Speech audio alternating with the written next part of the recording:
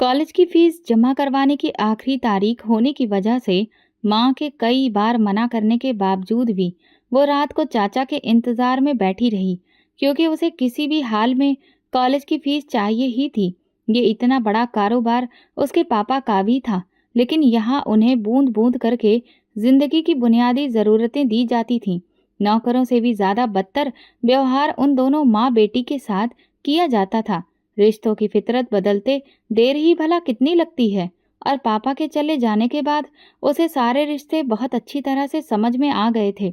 उसकी माँ को तो यहाँ की नौकरानी ही बना दिया गया था, और वो सारी जिंदगी बिना किसी सुविधाओं के गुजार कर बड़ी हुई थी। शायद आखिरी बार उसने अपना मनपसंद खाना अपनी मर्जी से 20 साल पहले खाया था। बाद में सारी जिंदगी नौकरों के साथ बची हुई या झूठी सब्जी का जायका लिया है। पापा और चाचा ने मिलकर ये कारोबार शुरू किया था, बल्कि सारी जमीनों पर दोनों का बराबर अधिकार था। लेकिन उसके चाचा ऐसे जताते थे कि कारोबार और जमीन की आमदनी पर सिर्फ उनका अकेले का ही अधिकार था। वो इस तरह से गर्दन अकड़ाकर चलते जैसे अपने गुरूर के नीचे लोगों को रौंद देंगे। उनकी पत्नी भी कुछ कम बदजुबान और बदतमीज नहीं थी। नैना ने हमेशा चाचा को अपने बड़ों की तरह इज्जत दी थी, लेकिन उनका व्यवहार नैना के साथ बहुत बुरा था। ये लड़की, तुम यहाँ रात के इस समय क्यों बैठी हुई हो? चाचा की सख्त आवाज सुनकर वो बहुत ज्यादा डर गई थी। जिस मकसद की वजह से वो यहाँ बैठी थी, उसे पूरा करने के लिए उसने जैसे तैसे हिम्मत जुटाई। चाचा, मैं आपका ही इंतजार कर रही थी, इसीलिए यहाँ बैठी थी। कल फीस जमा करवाने की आखिरी तारीख है, और किसी भी हाल में अगर कॉलेज वालों को कल फीस ना मिली तो फिर मेरा एडमिशन रद्द कर दिया जाएगा। एग्जाम्स भी आने वाले हैं। चाचा ने एक नज़र अपनी भतीजी को देखा, जो आंखों में बहुत उम्मीदें लेकर उनके पास आई थी। देखो लड़की, जितना पढ़ना लिखना था पढ़ लिया। अगर तुम्हारा एडमिशन रद्द हो जाता है तो हो जाने दो। वैसे भी मैं तुम्हारी शादी पक्की कर चुका हूँ। अपनी बात कहकर वो वहां से जाने लगे कि ये सुनकर नैना का मुंह हैरानी से खुला का खुला रह गया। बिना उसकी माँ से कोई राय मशवरा किए उसकी जिंदगी का इतना बड़ा फैसला चाचा कैसे कर सकते थे? चाचा, उन जमीनों में मेरे पिता का हिस्सा भी शामिल है, जिस हिसाब से मैं भी उस पर अधिकार रखती हूँ। आपने आज तक उसका 10% भी मुझ पर और मेरी माँ पर खर्च नहीं किया। कॉलेज से हटवाकर आप मेरा रिश्ता कैसे पक्का कर सकते हैं? मेरी माँ को इस बारे में कोई भी जानकारी नहीं है। उसकी जुबान दराजी पर चाचा को बहुत गुस्सा आया। उन्होंने अपने गुस्से पर काबू करने की बजाय थप्पड़ से उसके चेहरे पर अच्छे खासे निशान छोड़ दिए। बदतमीज लड़की, तेरी माँ ने तुझे यही परवरिश दी है, इसीलिए तुझे मैं इस घर से विदा कर रहा हूँ कि कल को मेरे सर पर तू कोई तांडव ना करे। उसकी चीख पुकार सुनकर नैना की माँ दौड़ती हुई अपनी बेटी को सहारा देने आई। भैया, इसकी तरफ से मैं माफी मांगती हूँ, बच्ची अभी नादान है। चाचा ने बहुत पहले ही अपनी दूर की नज़र से नैना के अंदर उठ रही बगावत की महक को महसूस कर लिया था। इस वजह से ही तो उसकी जिंदगी का इतना कठिन फैसला लेने वाले थे। वो खुद भी नहीं जानते थे कि ये कुल्हाड़ी खुद उनके पांव पर जाकर गिरेगी। अपनी बेटी को अपनी ही जुबान में समझा दो कि इसकी जिंदगी का फैसला अब हो चुका है। चुपचाप दुल्हन बनने के लिए तैयार हो जाए। एग्जाम देने की कोई जरूरत नहीं है। नैना की माँ ने मुंह खोलकर अपने देवर की बात सुनी, और सब समझते ही उनका बुरा हाल हो गया। भैया, अचानक से रिश्ता कैसे हो सकता है? मैं तो उन लोगों से मिली भी नहीं हूँ। नैना पढ़ाई में बहुत अच्छी है, पढ़कर अपने परिवार का नाम रोशन करना चाहती है। उसका सपना वकील बनने का है। तभी वहां चाची आ गई और बोली, अरे भाभी, आप कहाँ से बेटी की पढ़ाई के बारे में फिक्र कर रही हैं? हमारे परिवार की लड़कियां कॉलेज तक नहीं जाती। हमने तो फिर भी इस पर इतना एहसान किया है। शादी तो एक दिन तुम्हें अपनी बेटी की करनी ही है ना। जब उसके चाचा ने ये फैसला कर दिया है तो फिर तुम लोग होते कौन हो इस पर ऐतराज करने वाले? ये मत भूलो कि तुम्हारी बेटी को और तुम्हें हमने ही सहारा दे रखा है। चाचा की जगह चाची ने अपनी आवाज तेज की, क्योंकि इस इरादे में उनका भी बराबर का हिस्सा था। बहुत लंबे समय से इस बला से जान छुड़वाने की कोशिश कर रहे थे, लेकिन देखिए भाभी, ऐसे मामले बड़े ही तय करने होते हैं।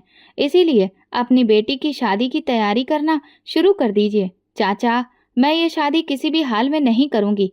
पढ़ लिख कर मैं अपने पैरों पर खड़ी ना हो जाऊं, इसीलिए आप डरते हैं ना। इन जमीनों पर मेरी माँ का भी अधिकार है।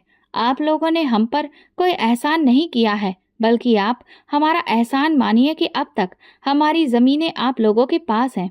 चाचा ने एक नज़र आंखें घुमाकर अपनी भाभी को देखा। उनकी नज़रें ही ये बात समझने के लिए काफ़ी थी कि अपनी बेटी की जिंदगी चाहती हो तो इसका मुंह बंद कर दो, वरना अंजाम की परवाह हम नहीं करेंगे। खामोश हो जाना, तुम्हारे चाचा ठीक कह रहे हैं। उन्होंने नैना को खींचते हुए वहां से ले जाया, जबकि वो बार बार यही कह रही थी, आप हमेशा मेरा ही मुंह क्यों बंद करवा देती हैं? इन लोगों ने हमेशा हमारे साथ जुल्म किया है। भगवान के लिए अपना मुंह बंद रखो। अगर तुम्हारे चाचा ने जरा सी भी बकवास और सुन ली तो वो तुम्हें गोली मार देंगे। अपनी अकेली माँ पर कुछ तो तरस खाओ। तुम्हारे बिना मेरी जिंदगी में क्या बाकी रह जाएगा? जब वो शब्दों से जंग ना जीत सके तो लोग अपनी ताकत से उन्हें डरा धमका कर खामोश करवा देना चाहते हैं। उन्होंने नैना का रिश्ता एक ऐसे खानदान में तय किया था जहां सारी जिंदगी वो उनके गुनाहों की सजा भुगतने में लगा देगी। ऐसे गुनाह जो जबरदस्ती उसके सिर पर मढ़ दिए गए थे। इस जिंदगी से तो मौत ही बेहतर है। काश पापा आप जिंदा होते। अगर उसके पापा आज जिंदा होते तो वो इस तरह बेसहारा होकर दूसरों के सहारे जिंदगी नहीं जी रही होती। सपनों को बुनकर वो उन्हें अपनी मंजिल तक जरूर पहुंचाती। उसके पापा ने ही तो उसे सिखाया था कि अपनी किस्मत के फैसले दूसरों के हाथ में देने की बजाय हमेशा उसकी डोर खुद के हाथों में रखनी चाहिए। लेकिन अब तो सब कुछ चाचा के हाथ में था और वो एक कठपुतली बनकर रह गई थी। माँ हमेशा से किस्मत के फैसलों के आगे बेबस हो जाती है। उन्होंने और उनकी पत्नी ने नैना पर बहुत जुल्म किए थे। दिन रात बड़ी मुश्किल से कटते थे। माँ बेटी दोनों एक दूसरे से नजरें चुराकर सारा दिन गुजार देती थी। माँ भी तो यहाँ मजबूर थी, वो बेचारी उसके लिए भला क्या कर सकती थी। कोठी की दीवारें चिल्ला चिल्ला कर माँ बेटी पर हुए जुल्मों की कहानी सुनाती थी। चाची ने एहसान जताते हुए 4 नई जोड़ी कपड़े दिला दिए और कहा था, शादी के बाद कौन सा तुम्हें दोबारा हमारे घर में कदम रखना है। उनकी बात सुनकर वो चौंकी तो बहुत थी, लेकिन सवाल करने पर कौन सा कोई सीधा जवाब मिलने वाला था। 1 हफ्ते बाद उसकी शादी तय कर दी गई। अपने कॉलेज के एग्जाम देने की जगह अब वो जिंदगी के इम्तिहान में उलझ गई थी। अच्छा किया कि आपने इस चुड़ैल की शादी तय कर दी। वैसे भी जब से किताबें पढ़ने लगी है बहुत कानून की बातें करती है। नैना की चाची को खुद नहीं पता था कि उसकी शादी कहाँ हो रही है, लेकिन उन्हें अपने पति की चालाकी पर पूरा भरोसा था। इस कोठी पर राज करने का सपना उनका बरसों पुराना था। अब उन्हें नैना की पढ़ाई भी खटकने लगी थी। किसी भी तरह से वो उससे पीछा छुड़ाना चाहती थी और अब तो पक्के तौर पर जान छूट रही थी। वे निश्चिंत होकर बोले, उसे ऐसी जगह शादी कर रहा हूँ जहाँ वो सारी उम्र दलदल में फंसी रहेगी। अपने चाचा के सामने जुबान चलाती है, अब समझ आ जाएगा। नैना ये बातें सुनकर कमरे के बाहर ठिठक गई। वैसे इस कलमोही का रिश्ता तय कहाँ किया है? चाची ने पूछा। चाचा जोर से हंस पड़े। नैना खुद जानना चाहती थी कि उसे किस जाल में फंसाया जा रहा है। शायद चाचा ने किसी से पैसे लिए हों। अविनाश रायचंद। अरे वो तो हमारे दुश्मन हैं। आपने ही तो उनके भाई पर बंदूक तानी थी। भला उन्होंने ये रिश्ता कैसे मंजूर कर लिया? तुम्हें हर बात की तह तक जाना होता है। जाहिर है ये शादी बदले के लिए ही की गई है। उन्हें लगता है कि मेरी जान मेरी भतीजी में कैद है। नैना के पैरों तले से जमीन खिसक गई। उसे लगा जैसे कोई भारी बोझ उसके कंधों पर गिर पड़ा हो। आज तक वो अविनाश रायचंद के बारे में कुछ नहीं जानती थी। उसने उन्हें कभी देखा भी नहीं था। चाचा की बातें सुनकर वो सारी बातें जाकर अपनी माँ को बताने लगी। बेटा, अपने नसीब पर भरोसा रखो। कैसे भरोसा करूँ माँ? मेरी किस्मत तो शुरू से ही खराब रही है। मुझे तो यकीन नहीं होता कि मेरे पापा और चाचा एक ही कोख से जन्मे हैं। इस पर माँ बस इतना ही कह सकी, फिर चुप हो गई, जैसे उन्हें खुद भी सच्चाई का पता नहीं हो। इसके बाद जिंदगी अपने ढर्रे पर लौट आई। सुबह से शाम बस काम काम और काम। इस वक्त नैना की माँ के दिमाग में बहुत सारे ख्याल चल रहे थे। अगर वो अपनी बेटी को यहाँ से भेज दें तो शायद उन्हें खुद इस जिंदगी से आज़ादी मिल जाए। उनकी जिंदगी ही क्या रह गई थी? अब ये बच्ची ही तो सब कुछ थी। उन्हें नैना के लिए कोई सख्त फैसला लेना होगा, लेकिन वो इंसान भी उसके चाचा की तरह ही जालिम और क्रूर होगा। नैना ने माँ से पूछा, अविनाश रायचंद कौन है? आखिर उनके चाचा से क्या दुश्मनी है? बस यही बात उसके दिमाग में बैठ गई थी। वो उसे नहीं छोड़ेगा। कुछ साल पहले उसके पापा की मौत के वक्त उसके चाचा ने रायचंद परिवार पर इल्जाम लगाया था कि उन्होंने उनके भाई का कत्ल किया है। नैना की माँ ये बात पूरे भरोसे से कह सकती थी कि रायचंद परिवार का इस सबसे कोई लेना देना नहीं था। उन्होंने नैना को भी यही बताया। सुहाग छिन जाने के गम में वो इतनी टूट चुकी थी कि आसपास क्या चल रहा है इसका कोई होश नहीं था। चाचा अब उनके खून के प्यासे हो गए थे। हर रोज पंचायत लगाते, खून का बदला खून होगा। अपनी दुश्मनी निकालने के लिए तुम्हारे चाचा ने रायचंद परिवार के बड़े बेटे को अपने फायदे के लिए कत्ल कर दिया। तुम्हारे चाचा आज तक ये साबित नहीं कर सके कि तुम्हारे बाप के मरने में उन लोगों का हाथ है। वो जितना सोच रही थी उतना ही उलझती जा रही थी। अविनाश रायचंद अपने इस फैसले पर बहुत भड़का हुआ था। वो कैसे किसी लड़की से इस तरह बदले की आग में शादी कर सकता है? क्या उसका दिल इस बात की इजाजत देगा कि वो एक बेगुनाह को सजा दे? उसकी पुलिस की नौकरी पर सवालिया निशान उठेगा कि अगर वो कानून को जानते हुए भी किसी मजलूम इंसान पर जुल्म करे। पापा, मुझे भी बड़े भैया के चले जाने का बहुत दुख है, लेकिन इस लड़की का इसमें कोई कसूर नहीं है। अपनी माँ के बहुत बुलाने पर वो अपनी ड्यूटी से कुछ दिन की छुट्टी लेकर वहां आया था। अविनाश ने अपने घर वालों के खिलाफ जाकर ये नौकरी शुरू की थी। उसे शुरू से ही पुलिस सर्विस में भर्ती होने का बहुत शौक था। जुल्म के खिलाफ आवाज उठाने का जज्बा तो भाई की मौत के वक्त से ही उसके अंदर आ गया था। उस लड़की का इस परिवार से ताल्लुक तो है, लेकिन वैसे भी उसके चाचा को सबक सिखाने के लिए उसका यहाँ आ जाना ही काफी है। अविनाश उन्हें समझाना चाहता था कि अगर चाचा को अपनी भतीजी इतनी ही प्यारी होती तो वो ये सौदा करने के लिए इतनी आसानी से तैयार नहीं होते। अगर वो उसकी जिंदगी के बारे में सोचते तो कभी जानते हुए भी उसे इस आग के कुएं में नहीं धकेलते। वो तो बस आपका ध्यान भटकाना चाहते हैं। लेकिन अविनाश के पिता को उसकी बात पर भरोसा नहीं हुआ। उन्हें यही लगा कि ये लड़का शादी ना करने के कारण ऐसा कह रहा है। देखो, अगर तुम चाहते हो कि हमारे दिल में लगी बरसों की आग ठंडी हो जाए तो फिर चुपचाप शादी के लिए हाँ कर दो। अपने बाप की बातों को सुनकर वो बेहद बेबस महसूस कर रहा था। उन्हें कैसे समझाए कि अपने जमीर की अदालत में वो क्या जवाब देगा। आप लोग जो कुछ भी कहें, लेकिन मैं उस लड़की से बिल्कुल भी शादी नहीं करूंगा। मेरी पत्नी होगी, वो मेरी इज्जत होगी, और अपनी इज्जत को ऐसे जुल्म का शिकार कैसे होने दूं? वो जानता था अगर उसका भाई आज जिंदा होता तो वो उसके फैसले का साथ देता। उसने हाथों में चूड़ियां नहीं पहन रखी थी कि पीठ पीछे वार करके किसी बेगुनाह को सजा दे। इस तरह से तो उसके सीने में लगी हुई आग कभी ठंडी नहीं होनी थी। पुलिस फोर्स को उसने ज्वाइन ही इसलिए किया था कि अपने भाई की मौत का बदला ले सके। बोलो, कैसे कह सकते हैं कि मैं अपने भाई से प्यार नहीं करता? इतने सालों पहले के जख्म वो भी नहीं भूला था। ऐसा भाई जिसने औलाद की तरह उसे पाला हो, उसके आंखों के किनारे नम होने लगे। कौन कहता है कि मर्द रोते नहीं हैं? अगर उसके किसी खास को तकलीफ पहुंचे तो वो भी ऐसे ही तड़प उठता है। आप सब लोग मेरी आदत को बहुत अच्छी तरह जानते हैं, फिर भी मेरे आते ही सबने घेर लिया। तुम्हारा बेटा इतना भी नाजुक नहीं है। कभी थाने जाकर देखो कैसे मुजरिमों की धुलाई करता है। एक माँ ही थी जो समझती थी कि ये सब गलत है। अविनाश के पिता ने अपनी बहू की तरफ देखा जो नजरें चुराकर वहां से अपने कमरे में बंद हो गई थी। इतने सालों बाद एक उम्मीद जगी थी कि उसके पति के कातिल को इंसाफ मिल जाएगा, लेकिन ये उम्मीद का दिया भी बुझ गया था। अपने बेटे को समझा दो कि हमेशा मेरे खिलाफ जाने की इजाजत नहीं दूंगा। पहले उसने जिद करके पुलिस में भर्ती ली और अब वो मेरे फैसलों के खिलाफ जा रहा है। इस बार अगर उसने मेरा फैसला नहीं माना तो मैं उसे जायदाद से बेदखल कर दूंगा। भाभी तुरंत अपने देवर के कमरे में चली गईं। उन दोनों का रिश्ता बहन भाई जैसा था। अविनाश ने उन्हें हमेशा अपनी बड़ी बहन की तरह ही माना। क्या आप भी चाहती हैं कि किसी बेगुनाह को सजा मिले? वो तो आपके पति की कातिल नहीं होगी, फिर कैसे उसे सजा मिल सकती है? तुम्हें मेरे चेहरे की उतरी रंगत और मेरे बच्चों का अनाथ होना शायद दिखाई नहीं देता, तभी तुम उस लड़की की तरफदारी कर रहे हो। वो बेबस हो गया था और घर वालों के आगे हथियार डाल दिए। सब लोग बहुत हैरान थे कि आखिर जिसने सारी जिंदगी कहा कि वो शादी नहीं करेगा, उसने शादी पर हाँ कैसे कर दी। बारात लेकर जाने का वक्त हुआ तो दुल्हन ही भाग गई। तुमने हमें यहाँ बेइज्जती के लिए बुलाया था?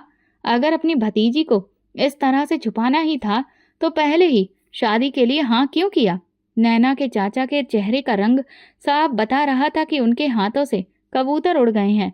वो अपनी भाभी पर जोर देकर पूछने की कोशिश कर रहे थे, अगर तुमने नहीं बताया तो तुम्हारी बेटी को मैं जिंदा जमीन में गाड़ दूंगा। उसकी हिम्मत कैसे हुई हमारे उसूलों के खिलाफ जाने की। नैना की माँ ने मुंह से एक शब्द भी नहीं निकाला। वो लहंगा पहने तेजी से भाग रही थी। माँ की जान को खतरे में डालकर वो इस दलदल से निकल रही थी। वो अपराध बोध का शिकार थी। सांसें फूल रही थी, लेकिन वो उन लोगों के इरादे कामयाब नहीं होने देना चाहती थी। शायद वो लोग अभी भी उसके पीछे लगे हों। उसका लहंगा बार बार पैरों में अटक रहा था और सुबह से कुछ ना खाने के कारण सर भी बहुत तेजी से घूमने लगा था। तभी एक बार फिर लहंगा अटका और वो मुंह के बल गिर पड़ी। अंधेरी सड़क पर एक तेज गाड़ी की रोशनी उसकी आंखों पर पड़ी और किसी ने उसे कंधे से पकड़कर उठाया। वो कोई मेहरबान इंसान लग रहा था। शायद अब वो यहाँ से बचकर निकल जाए और सुबह होने से पहले इस गांव की सरहद से कहीं दूर निकल जाए, और फिर उसका नामो निशान भी बाकी ना रहे। फिर शायद उसके चाचा के शिकारी कुत्ते भी उसे कभी पकड़ ना पाएं। कहाँ भाग रही हो? उस इंसान ने अजीब सी दिलचस्पी से पूछा।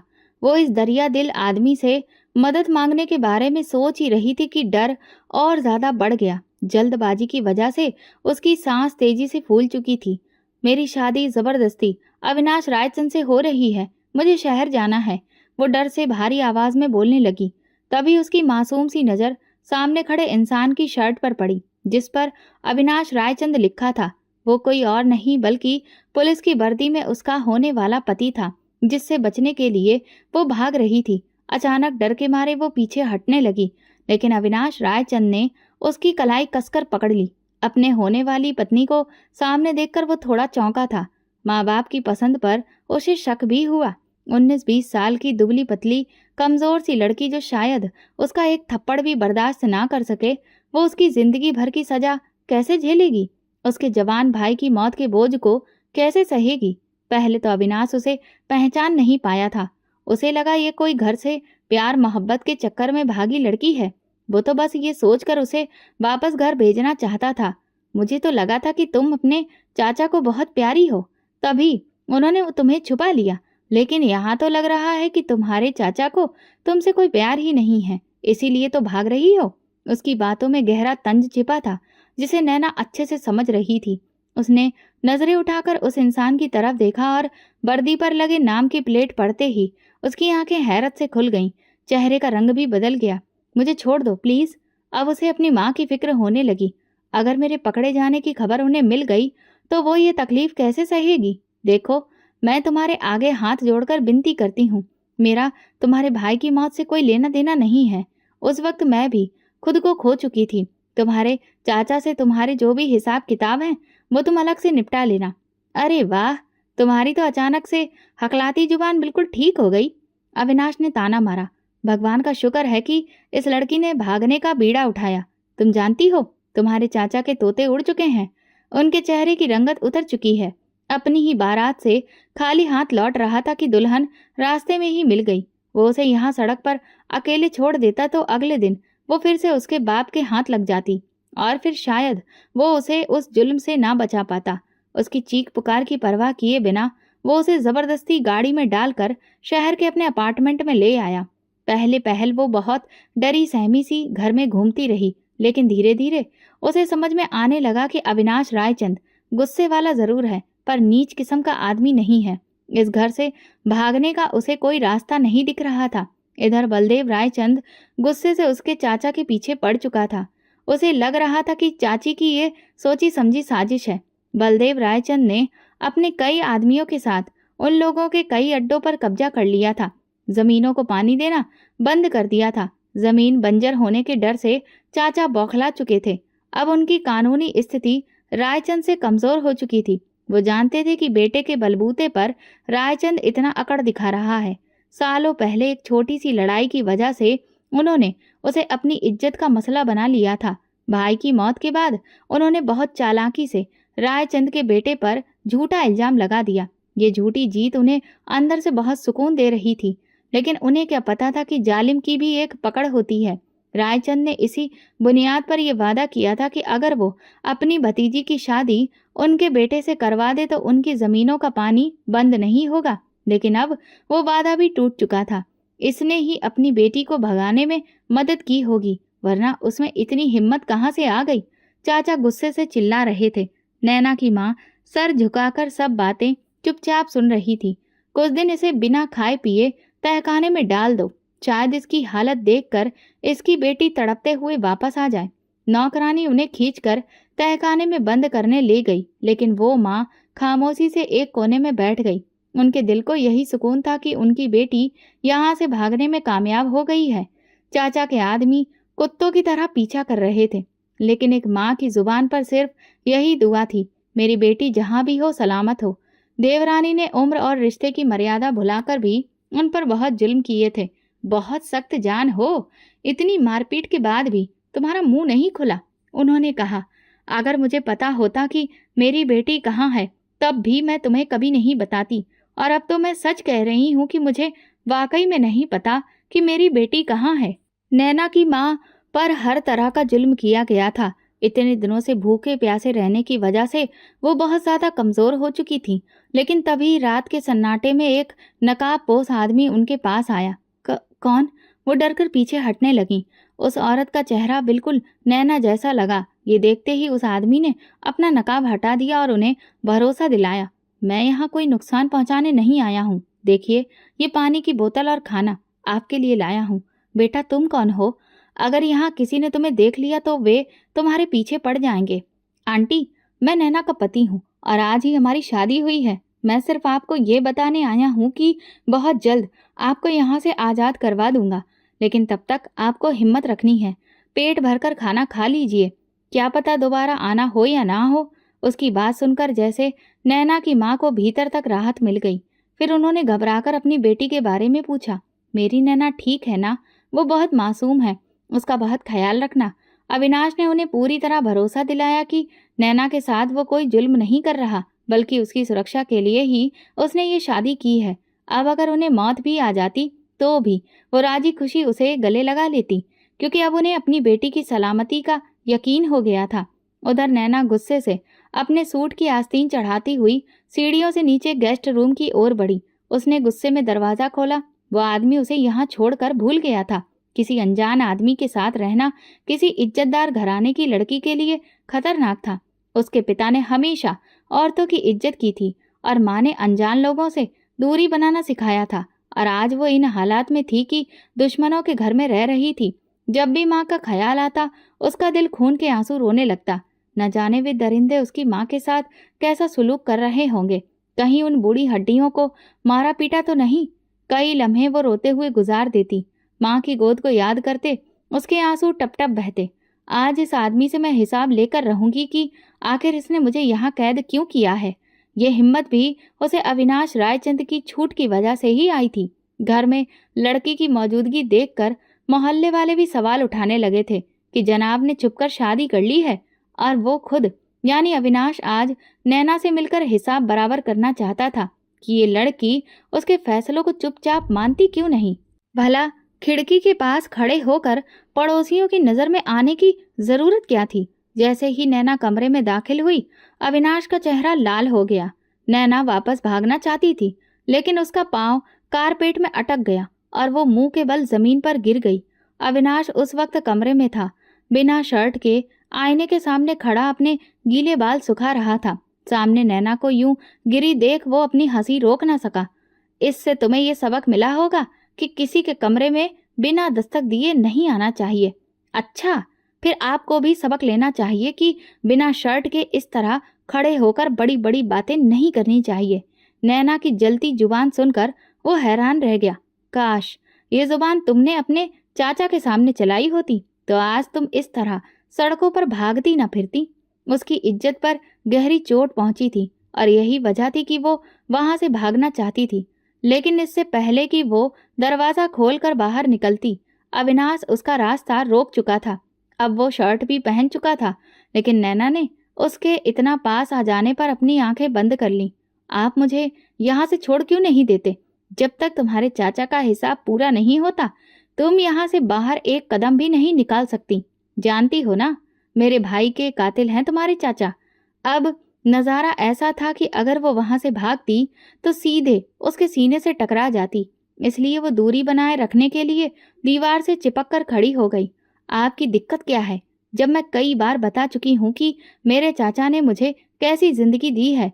अगर आपको भरोसा नहीं होता तो जाकर मेरी माँ को देख आइए, उस हवेली में जहाँ आपने उन्हें पुलिस की वर्दी में पहरे में रखा है। एक लड़की को आपने उसकी इजाजत के बिना कैद करके रखा है। उसकी हरकतों से तंग आकर नैना चिढ़कर उसे घूरने लगी। अगर मैं यहाँ से निकलूं और पकड़ी गई तो मुझे बचाना आपके लिए नामुमकिन हो जाएगा। मेरी दिक्कत तुम हो, वरना मुझे अपने घर वालों से दूर रहने का कोई शौक नहीं है। घर की सारी लैंडलाइन काट दी गई थी। अपनी माँ से वो बात भी नहीं कर सकती थी। वह आदमी घर से निकलते वक्त बाहर ताला लगा देता था। ऐसा है कि आप मेरा ख्याल रखना छोड़ दीजिए। अपने रिश्तों से ऐसी चोट खाई थी कि अब वो किसी पर भी भरोसा करने का ख्याल भी नहीं उसे आता था। दुश्मन के बेटे पर फिर कैसे भरोसा कर सकती थी? शायद वह आदमी उसकी कोई कमजोरी तलाश करने की फिराक में हो, या फिर उसके घर वालों को टॉर्चर कर रहा हो। सुबह सवेरे तैयार होकर पुलिस की वर्दी में वो घर से निकल जाता और रात को अंधेरे के वक्त दाखिल होता। अगर तुमने मेरा दिमाग चाट लिया हो तो खाना लाकर दे दो। नैना ने दिल में सोचा, हुक्म तो ऐसे चलाता है कि जैसे कि मेरा पति हो। उस आदमी की नजरों में कोई खोट नहीं था और ना ही अभी तक उसने कोई ऐसी छिचोरी हरकत की थी। अगर वो इस घर से रात के समय निकलती भी तो कहाँ जाती? दिमाग तेजी से चलाते हुए वो खाना गर्म करने लगी। सुबह होते ही वो यहाँ से निकलने की कोशिश को कामयाब बना लेगी। अगली सुबह अविनाश के निकलते ही वो घर की तलाशी लेने लगी। इस घर की डुप्लीकेट चाबी होना तो जरूर चाहिए। इतने दिनों से उसने ये दिमाग क्यों नहीं लगाया, वरना वो बहुत पहले यहाँ से निकल जाती। काफी तलाशी के बाद जब उसकी हिम्मत जवाब देने लगी, तभी उसे एक जगह अलमारी में चाबी का गुच्छा नजर आया। मेरा दिमाग आजकल इतना जंग लग चुका है, ये ख्याल मुझे पहले ही आ जाना चाहिए था कि कीमती चीज अलमारी में रखी जाती है। चाबी मिलते ही वो ऐसी खुशी से उछल रही थी जैसे कि खजाना मिल गया हो। तेजी से बाहर का दरवाजा खोलकर वो भागने लगी। ये कोई बड़ी सोसाइटी थी। शहर की तरफ उसका रुख बचपन के दिनों में ही हुआ था, इसलिए इतनी भीड़ भाड़ में वो बहुत घबरा गई थी। उसने ऐसे रास्तों को पकड़ा जो सुनसान थे। खामोशी से चलते चलते उसे ऐसा लगा जैसे दो लड़के उसका पीछा कर रहे हैं। वो अपनी रफ्तार तेज करती तो गाड़ी की स्पीड भी तेज हो जाती, और अगर वो धीमे धीमे चलने लगती तो गाड़ी उसके बिल्कुल बराबर में आ जाती। वे लोग उसकी बेबसी पर हंस रहे थे, जिससे उसे अंदाजा हुआ कि उसने घर से निकलकर कितनी बड़ी गलती कर दी है। उसे ऐसा नहीं करना चाहिए था।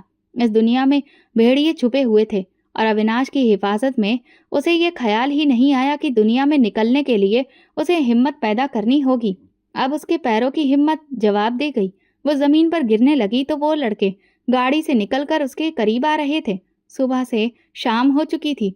ये आंख मिचोली खेलते हुए, तुम लोगों की हिम्मत कैसे हुई इस लड़की को तंग करने की? वो गुस्से में नैना की तरफ देख रहा था। अविनाश को वहां मौजूद पाकर वो बहुत खुश हो गई थी, लेकिन जानती थी शायद वो उसे कड़ी से कड़ी सजा देगा। लेकिन उसे वो सजा भी मंजूर थी। इन लोगों को हवलदारों के हवाले करने के बाद वो नैना का हाथ खींचकर गाड़ी में बिठा चुका था। वो बता नहीं सकता था कि ऑफिस से आने के बाद वो उसे ढूंढने के लिए किस तरह मारा मारा फिर रहा था। अगर वो उसे नजर ना आती तो शायद वो सारी रात सड़कों पर उसे तलाश करता रहता। सारे दिन के तूफान के बाद अब इस लड़की ने उसे बहुत ज्यादा थका दिया था। Shut up! उसकी दहाड़ के बाद वो खामोशी से सहमते हुए बाहर की तरफ देखने लगी थी। घर लाकर उसे सोफे पर बिठाया। मैंने जो भी तुम्हें ड्रेस दिए हैं उनमें से कोई एक पहनकर तैयार हो जाओ। अभी कुछ देर में पंडित जी आने वाले हैं। लेकिन किस लिए? उसकी बात पर अविनाश ने अपनी आंखों से उसे घूरा। शादी के लिए। इससे पहले कि तुम और ज्यादा सवाल करो कि किसकी शादी है, तो मैं तुम्हें बता दूं कि हम दोनों की शादी है। ये बात सुनते ही नैना को जोर का झटका लगा था। वो हैरत से मुंह खोलकर अविनाश की तरफ देखने लगी। आधा घंटा गुजर जाने के बाद जब उसने कपड़े नहीं बदले तो अविनाश ने उसे बाजू से पकड़कर अपने सामने खड़ा किया। तुम लड़कियों को एक बार की कही हुई बात समझ में क्यों नहीं आती है? पहले ही कहा था ना कि कपड़े बदल लो। लेकिन शायद तुम्हें शादी की कोई खुशी नहीं है और मेरी खुशी भी खराब करने पर तुली हुई हो। पता नहीं किस लड़की से मोहब्बत हो गई है। वो गुस्से में उसे ऐसे ही डांट रहा था। वो पहले ही पूरे दिन में डरी हुई थी। अभी तक उन लड़कों का डर उसके दिल से गया नहीं था, और अब एक नए मोड़ पर वो अपनी किस्मत पर हैरान थी कि आगे उसके नसीब में क्या लिखा जाना था? अविनाश की डांट सुनकर वो और ज्यादा रोने लगी। ए लड़की, अभी देखो, मेरे पास चुप करवाने का वक्त नहीं है। पंडित जी बाहर आकर बैठे हुए हैं, इसलिए खामोशी से ये लहंगा पहन लो। उसने लहंगे का दुपट्टा उसके सर पर उड़ा दिया। शादी हो जाने के बाद वो पंडित जी को बाहर छोड़कर आया, फिर बोला, देखो, एक लड़की होने की हैसियत से मैं तुम्हारी इज्जत और सुरक्षा को बहुत अच्छे से समझता हूँ। एक गैर इंसान के साथ रहना किसी भी तरह से सुकून भरा नहीं होता, फिर वो चाहे कितना भी आपको भरोसा क्यों ही ना दिलाए। लेकिन मैंने ये शादी की है, और दूसरी बात, अब तो तुम मुझे अच्छी लगने लगी हो, तो किसी और के लिए तुम्हें मैं छोड़ तो नहीं सकता ना। उसका हाथ पकड़कर अलमारी के पास लेकर आया और अपनी मर्जी का ड्रेस उसके हाथ में पकड़ाया। एक रोबोट की तरह वो उसकी हर बात को मान रही थी।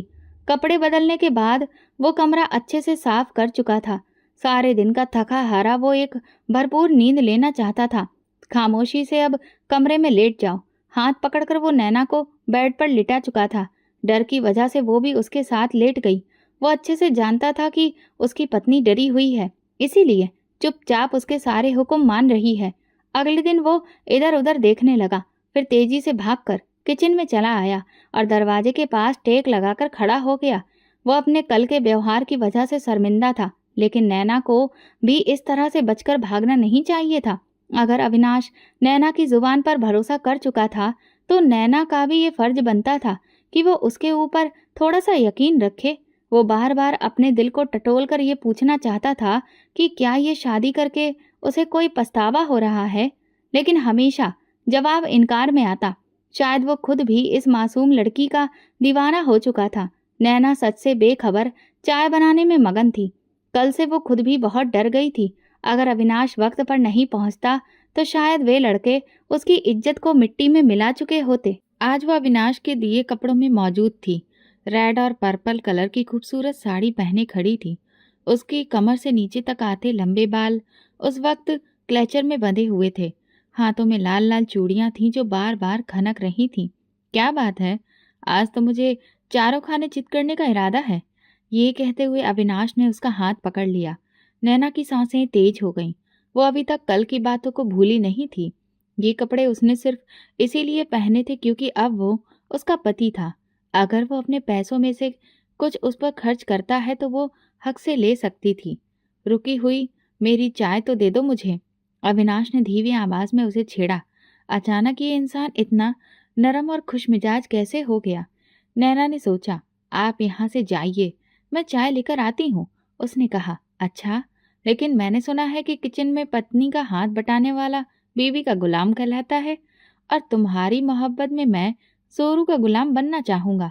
आपको लगता है शायद कोई बुखार हो गया है या किसी ने जोर से डंडा मारा है, तभी ऐसी बहकी बहकी बातें कर रहे हैं। उसकी बात पर नैना की जुल्फों के साथ खेलते हुए वो मुस्कुरा दिया। उन दोनों की लड़ाई के बीच सारी रात गुजर गई।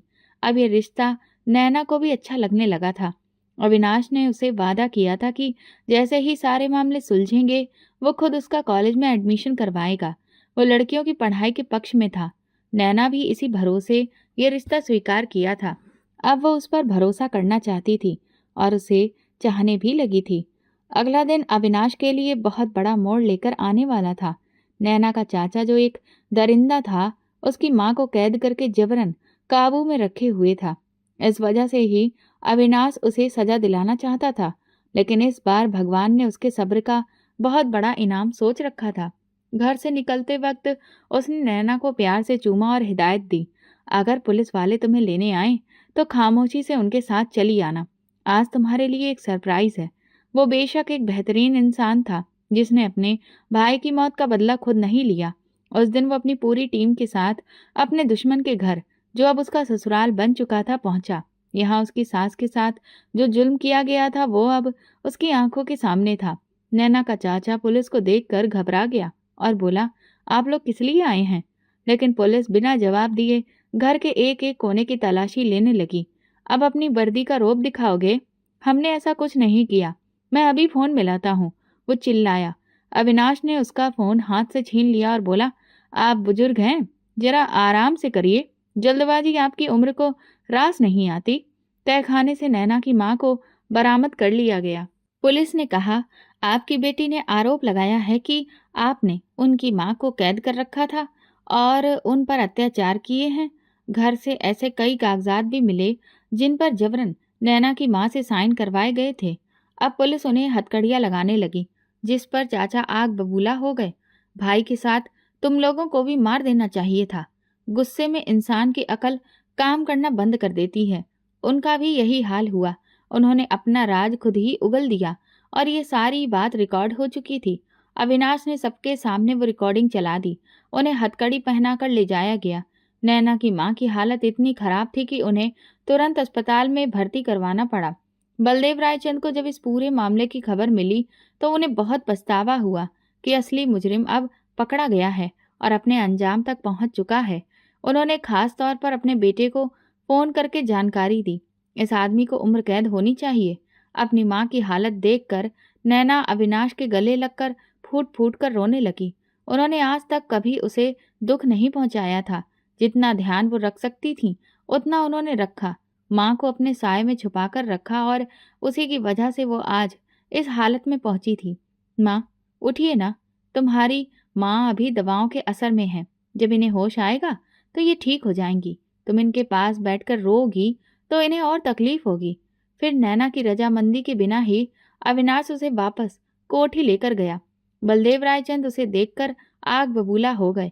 उन्हें लगा अब इस लड़की की कोई जरूरत नहीं रही।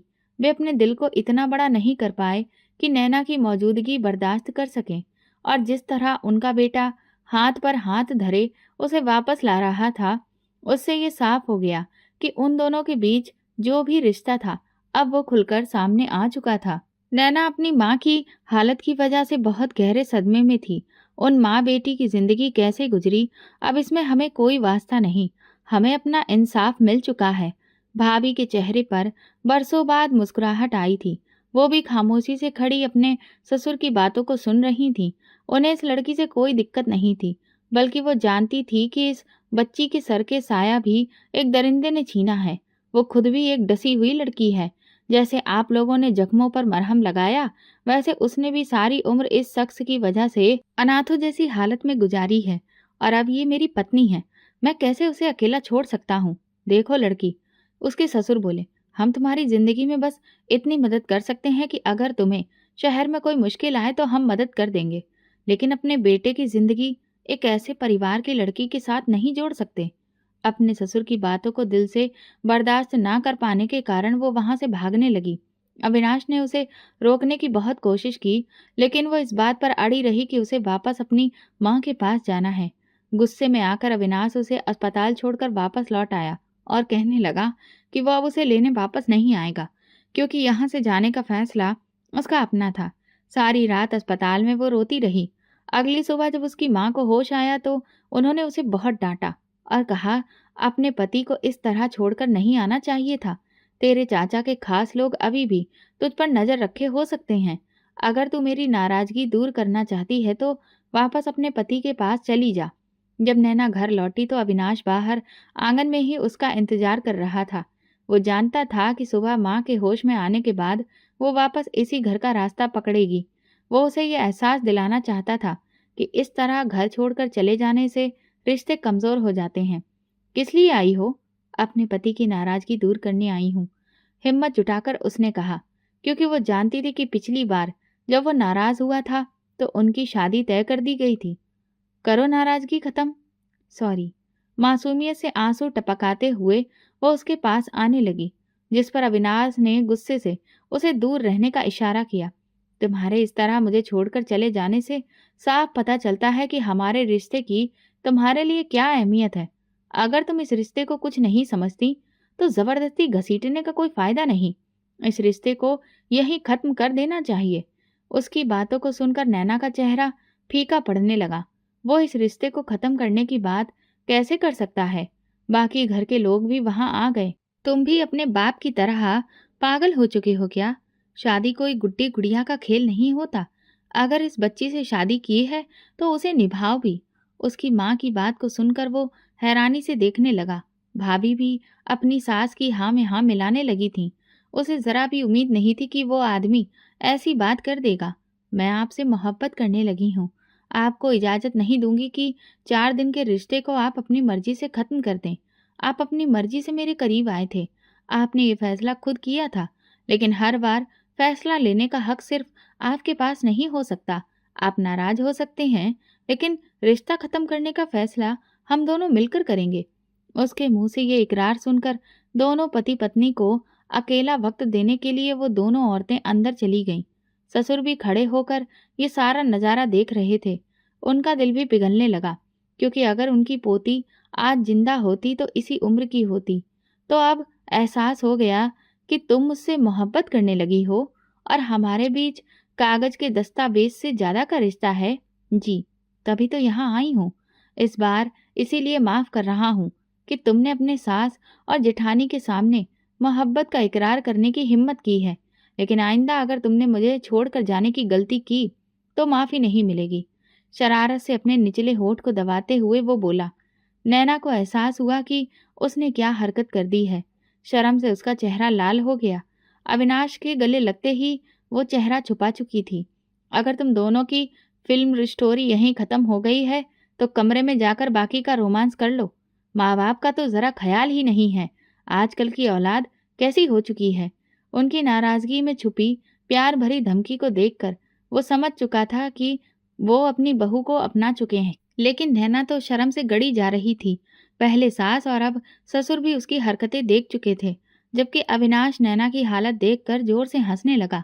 बहुत समय बाद उनकी जिंदगी में फिर से रंग भरने लगे थे और अब उस दरिंदे को भी उसकी असली जगह मिल चुकी थी। तो दोस्तों, अगर आपको हमारी कहानी पसंद आई हो तो कमेंट करके ज़रूर बताएं। वीडियो को लाइक करें और ज़्यादा से ज़्यादा शेयर करें। अगर आप चैनल पर नए हैं तो सब्सक्राइब ज़रूर करें और नोटिफिकेशन बेल दबाएं ताकि अगली अपडेट सबसे पहले आपको मिले। धन्यवाद।